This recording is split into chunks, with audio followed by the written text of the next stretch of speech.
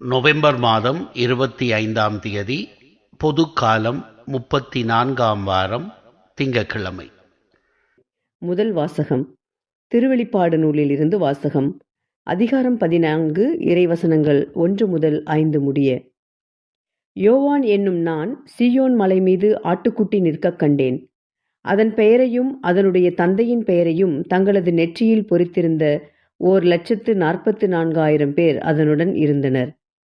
பின்பு விண்ணகத்திலிருந்து ஒரு குரலை கேட்டேன். அது பெரும் வெள்ளத்தின் இரைச்சல் போலும், பேரிடி முழக்கம் போலும், யாழை மீட்டுவோர் எழுப்பும் இசை போலும் ஒலித்தது.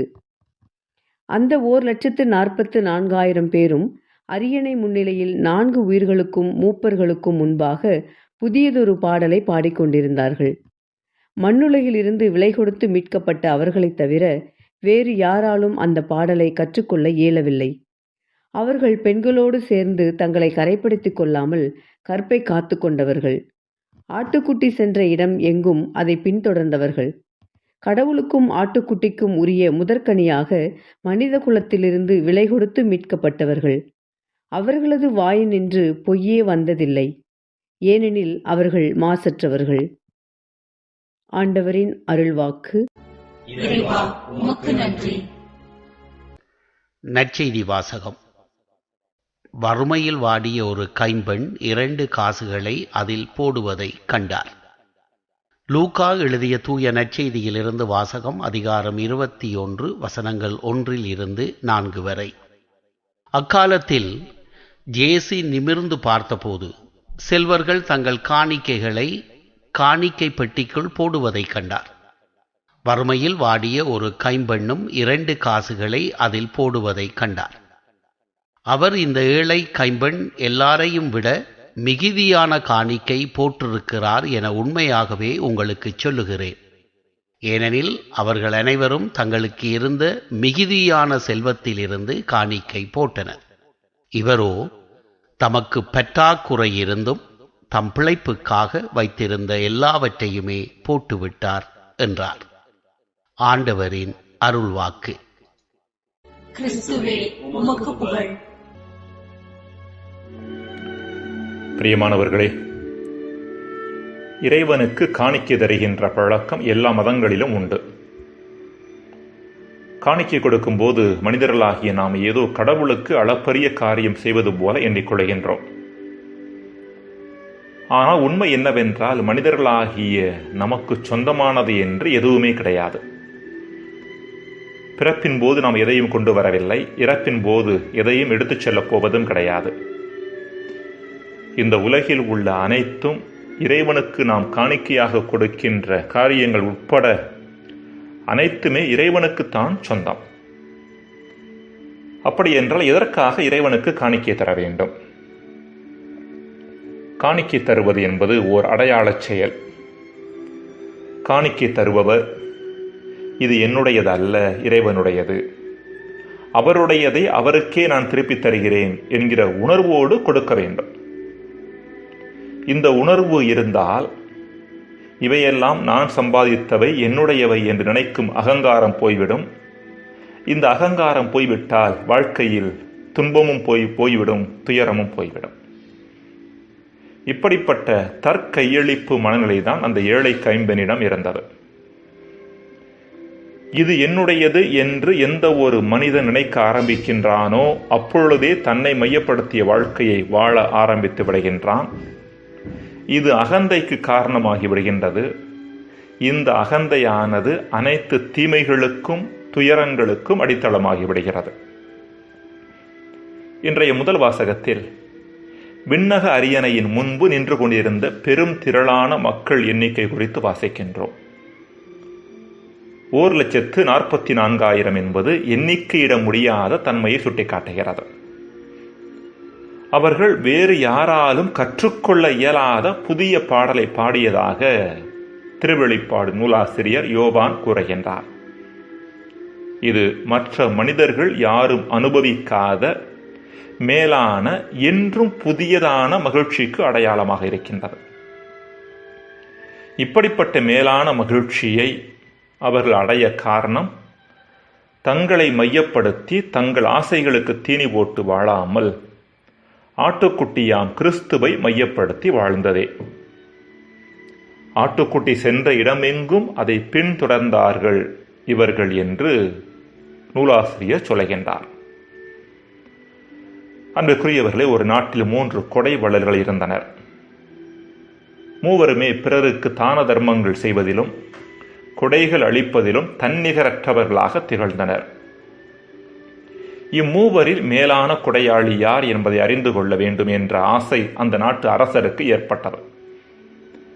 அவர் ஒரு நபரை 3 வள்ளல்களிடமும் அனுப்பி, உங்களிடம் இருப்பவற்றில் மிகச் சிறப்பானவற்றை அரசர் தானமாக பெற விரும்புகின்றார், எனவே நீங்கள் விரும்புபவற்றை அரசருக்கு கொடுக்கலாம் என்றார். முதலாம் நபர் தன்னிடம் இருந்த விலை மதிப்பற்ற வைரத்தை கொடுத்தார்.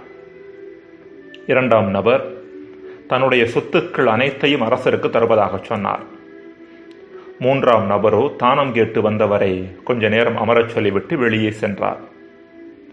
சிறிது நேரத்தில் வந்த வேறொருவர் தானம் கேட்டு வந்தவரிடம், இந்த பணக்காரர் சந்தையில் தன்னையே அடிமையாக விற்று அந்த தொகையையும் அதோடு தனது சொத்துக்கள் முழுவதையும் அரசருக்கு தானமாக தருகிறார் என்றாராம்.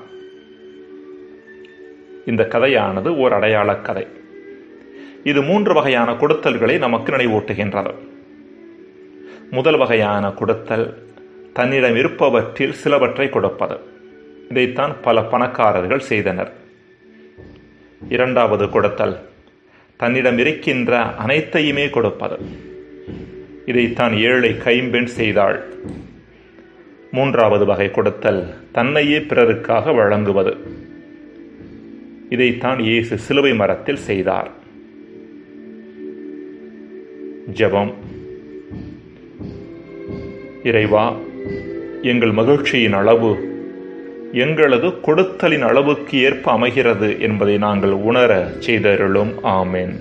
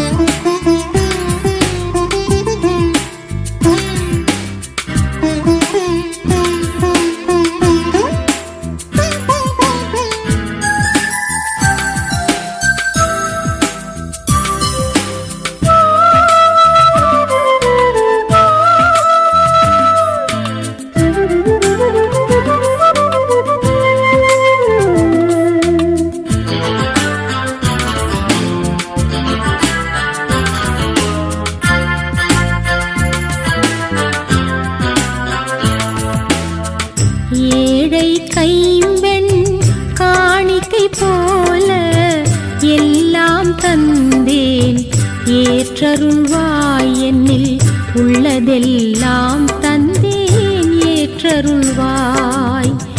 ஏழை கைம்பெண் காணிக்கை போல எல்லாம் தந்தேன் ஏற்றருள்வாய், என்னில் உள்ளதெல்லாம் தந்தேன் ஏற்றருள்வாய்.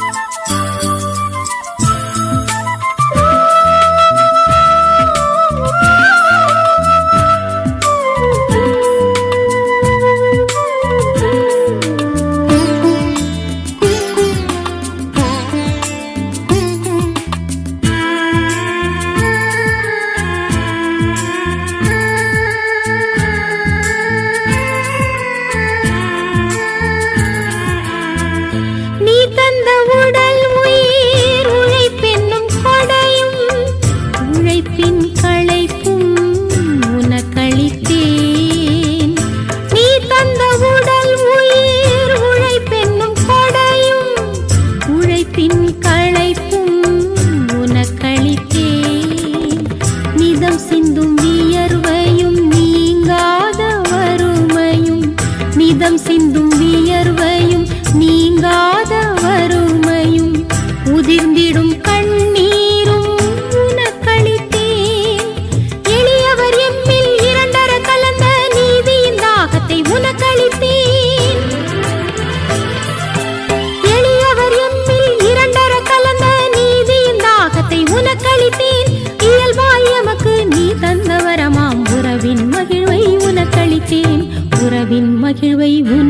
உனக்களித்தேன். ஏழை கைம்பெண் காணிக்கை போல எல்லாம் தந்தேன். ஏற்றருள்வாய் என்னில் உள்ளதெல்லாம் தந்தேன். ஏற்றருள்வாய்.